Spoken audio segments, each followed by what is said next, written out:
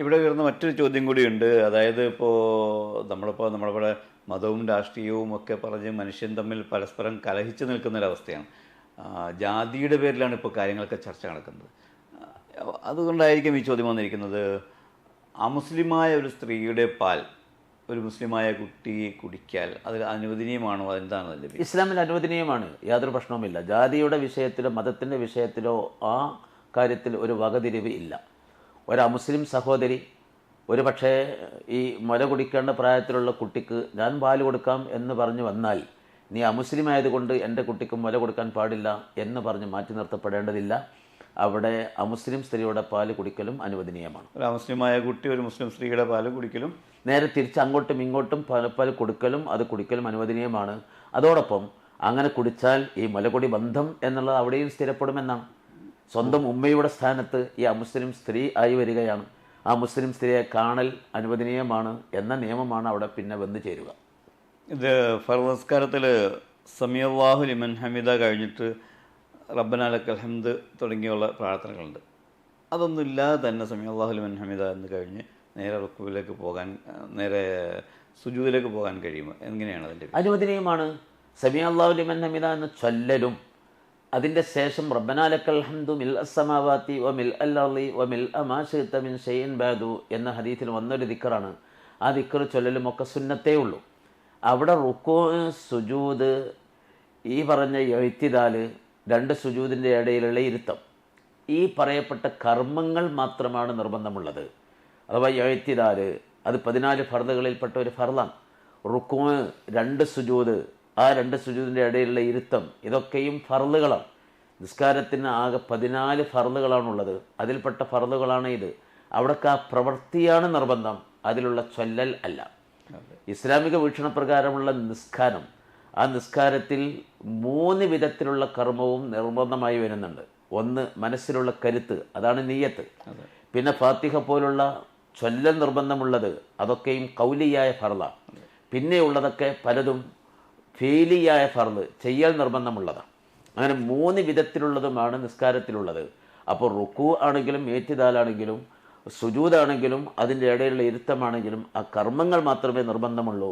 അങ്ങോട്ട് വരുന്ന സമയത്തുള്ള ദിക്റുകൾ സമീഅല്ലാഹു ലിമൻ ഹമിദ, അതേപോലെ അല്ലാഹു അക്ബർ പോലുള്ള ആ ചൊല്ലലും അതിൽ ചൊല്ലേണ്ടുന്ന ആ ദിക്റുകളും അതൊക്കെയും സുന്നത്തേ ഉള്ളൂ.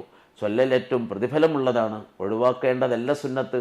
നമ്മൾ പലപ്പോഴും പറഞ്ഞതാണ് സുന്നത്തല്ലേ ഉള്ളൂ എന്ന് പറഞ്ഞ് അത് ഒഴിവാക്കാനുള്ളതല്ല, അത് ചെയ്യാനുള്ളതാണ്. പക്ഷെ നിർബന്ധമായി ചെയ്യേണ്ടതല്ല, അത് സുന്നത്തായി ചെയ്യേണ്ടതാണ് എന്നാണ്. അപ്പോൾ സമീഅല്ലാഹു ലിമൻ ഹമിദ ചൊല്ലി ദിക്ർ ചൊല്ലാതെ നേരെ സുജൂദിലേക്ക് പോയാലും നിസ്കാരം സഹിയാകും, കുഴപ്പമൊന്നുമില്ല. പക്ഷേ ഇവിടെ ഈ സമീഅല്ലാഹു ലിമൻ ഹമിദ കഴിഞ്ഞ് നേരെ റുക്കൂ സുജൂദിലേക്ക് പോയാൽ ഇവിടെ ഒരു ഫർദ് നഷ്ടപ്പെടില്ലേ? കാരണം ഒരു അടങ്ങി താമസിക്കുക എന്നൊരു സംഭവം ഉണ്ടല്ലോ. അതെ, തുമഇനീനത്ത്, അടങ്ങി താമസിക്കുക, അതവിടെ നിർവഹിക്കപ്പെടണം. അഥവാ തൻ്റെ ശരീര അവയവങ്ങൾ പൂർണ്ണമായി ഒന്ന് ശാന്തമായി നിൽക്കാനുള്ള ഒരു സമയം, അതിനാണ് അടങ്ങി താമസിക്കൽ എന്ന് പറയുന്നത്. റുക്കൂലാണെങ്കിലും സുജൂദിലാണെങ്കിലും ഇഅ്തിദാലാണെങ്കിലും ഒക്കെ ആ തുമഇനീനത്ത് നിർബന്ധമാണ്.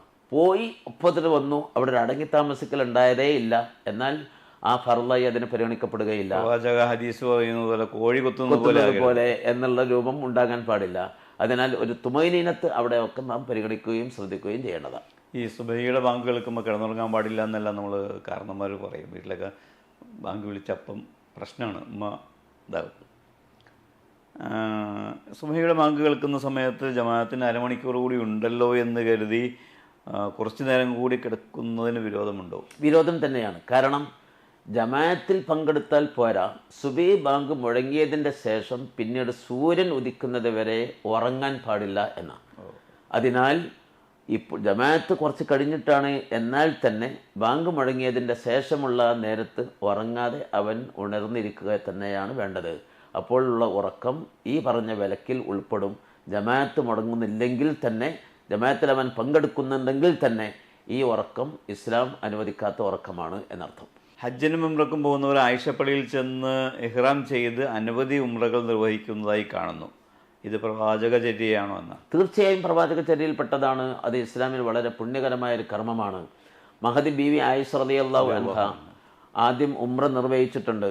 ഹജ്ജിന് ഇഹ്റാം ചെയ്ത് ഹജ്ജിൽ ആ ഉംറ അടക്കമുള്ള കർമ്മങ്ങൾ ഉൾപ്പെടുത്തിക്കൊണ്ട് ഖിറാൻ രണ്ടും കൂടി ഉൾപ്പെടുത്തിക്കൊണ്ടുള്ള ഒരു ഹജ്ജാണ് മഹദി അന്ന് ചെയ്തത്. അതിൻ്റെ ശേഷമാണ് മഹദി നബി സല്ലല്ലാഹു അലൈഹി വസല്ലം തങ്ങളോട് ചോദിക്കുന്നത്, എനിക്ക് സ്വന്തമായി ഒരു ഉംറ ചെയ്യണം എന്ന്. അങ്ങനെയാണ് ഈ പറയപ്പെട്ട സ്ഥലത്തേക്ക് മഹദിയെ തൻ്റെ സഹോദരനോട് കൂടെ പറഞ്ഞയക്കുന്നതും. ആദ്യം ഉംറ അടക്കമുള്ള കർമ്മങ്ങൾ നിർവഹിച്ചതിൻ്റെ ശേഷമാണ് ഇങ്ങനെ സെപ്പറേറ്റ് വീണ്ടും ഒരു ഉംറയ്ക്ക് വേണ്ടി മഹദി താല്പര്യപ്പെടുന്നതും അത് നിർവഹിക്കാൻ വേണ്ടി നബി സല്ലല്ലാഹു അലൈഹി വസല്ലം തങ്ങൾ അവസരമൊരുക്കുന്നതും. അതുകൊണ്ടാണ് അന്ന് മഹദി ഉംറയ്ക്ക് വേണ്ടി ഇഹ്റാം ചെയ്തിരുന്ന സ്ഥലത്ത് പിൽക്കാലത്തൊരു പള്ളി നിർമ്മിച്ച് അവിടെ മസ്ജിദ് ആയിഷ പള്ളി എന്ന ഒരു പള്ളി തന്നെ നിർമ്മിക്കപ്പെട്ടത്. അതിനാൽ അവിടങ്ങളിൽ പോയിട്ടോ മറ്റെവിടെയെങ്കിലും പോയിട്ടോ വീണ്ടും വീണ്ടും ഉംറ നിർവഹിക്കുക എന്നത് സുന്നത്തായ കർമ്മമാണ്. അത് ചെയ്യൽ വളരെ പുണ്യമുള്ളതാണ്. അതിനാൽ നാം ഇവിടുന്ന് ഉംറക്ക് എന്നും പറഞ്ഞ് പോകുമ്പോൾ മീക്കാത്തിൽ കടക്കുന്നതിന് മുമ്പായി അല്ലെങ്കിൽ മീക്കാത്തിൽ വെച്ച് നാം ഇഹ്റാം ചെയ്യാറുണ്ട്. കരിപ്പൂർ എയർപോർട്ടിൽ നിന്നാണ് പോകുന്നത് എങ്കിൽ ആ എയർപോർട്ടിൽ നിന്ന് തന്നെയാണ് പലപ്പോഴും ഇഹ്റാം ചെയ്യാറുള്ളത്. അങ്ങനെ ഇഹ്റാം ചെയ്ത് നേരെ മക്കയിലെത്തി കഅബ തവാഫ് ചെയ്തു, ശേഷം സഅയ് ചെയ്തു, മുടിയെടുത്തു, ഉംറ തീർന്നു. വളരെ കുറഞ്ഞ മണിക്കൂറുകൾ മാത്രമാണ് വേണ്ടത് അതിന്. പിന്നെ 15 ദിവസത്തോളം അവർ മക്കയിലും മദീനയിലുമായി കഴിഞ്ഞു കൂടുകയാണ്. മദീനയിൽ 2-3 ദിവസമേ ഉള്ളൂ, ബാക്കി 10-11 ദിവസങ്ങൾ മക്കയിൽ തന്നെയാണ്. അതിനിടയിൽ ഹറമിൻ്റെ പുറത്ത് എവിടെയെങ്കിലും പോയി, ഏറ്റവും അടുത്തുള്ള സ്ഥലം ഈ ആയിഷ പള്ളിയുടെ ഭാഗമായത് കൊണ്ടാണ് അങ്ങോട്ട് പലപ്പോഴും പോകാറുള്ളത്. ഇനി മറ്റേതെങ്കിലും ഭാഗത്ത് പോയാൽ മതി, ഹുദൈബിയയിൽ പോയാൽ മതി, അല്ലെങ്കിൽ ജിഹ്റാനയിൽ പോയാൽ മതി. ഹറമിൻ്റെ പുറത്ത് എവിടെയെങ്കിലും പോയി, ജിദ്ദയിൽ പോയി, ഹറമിൻ്റെ പുറത്താണ്, അവിടെ പോയി രണ്ടാമത് തിരിച്ച് ഇങ്ങോട്ട് വരുന്ന സമയത്ത് ഒരു ഇഹ്റാം ചെയ്ത് വന്ന് ഉംറ നിർവഹിക്കുക. അപ്പോൾ ഉംറയുടെ ആവർത്തനമാണ്. ഇങ്ങനെ ആവർത്തിച്ച് ഉംറ ചെയ്യുക എന്നത് ഇസ്ലാമിൽ വളരെ പുണ്യമുള്ള ആരാധന തന്നെയാണ്. ഈ പറയപ്പെടുന്ന ആയിഷ പള്ളി, ഈ കഅബ, അവിടെ ചെന്ന് ഉംറ നിർവഹിക്കുക, മദീനയിൽ പോവുക, സിയാറത്ത് ചെയ്യുക, ഹജ്ജ് നിർവഹിക്കുക, അങ്ങനെ പോകുന്ന ഈ കാര്യങ്ങളെല്ലാം കേൾക്കുമ്പോൾ ഇങ്ങനെ ചെയ്യണം, അവിടെ എത്തണം, പോകണമെന്ന് ആഗ്രഹിക്കുന്ന എന്നെ പോലെയുള്ള ഒരുപാട് ആളുകൾ, ഓരോ വിശ്വാസിയും ആഗ്രഹിച്ചുകൊണ്ടിരിക്കുകയാണ്. അള്ളാഹു അത്തരം ആഗ്രഹങ്ങളെല്ലാം സഫലീകരിച്ച് തരട്ടെ, ആമീൻ എന്ന് പ്രാർത്ഥിച്ചുകൊണ്ട് ഇന്ന് വിരമിക്കുകയാണ്. പ്രിയപ്പെട്ട ഉസ്താദിന് പ്രത്യേകമായി നന്ദി രേഖപ്പെടുത്തുന്നു. അള്ളാഹു അനുഗ്രഹിക്കട്ടെ. നിങ്ങളുടെ എല്ലാം ദുആയിൽ ഉൾപ്പെടുത്തുക. ഉസ്താദിനും മറ്റുള്ളവർക്കും ദീർഘായുസ്സുണ്ടാകുന്നതിനെല്ലാം വേണ്ടി നന്ദി, നമസ്കാരം. അസ്സലാമു അലൈക്കും വറഹ്മത്തുള്ളാഹി.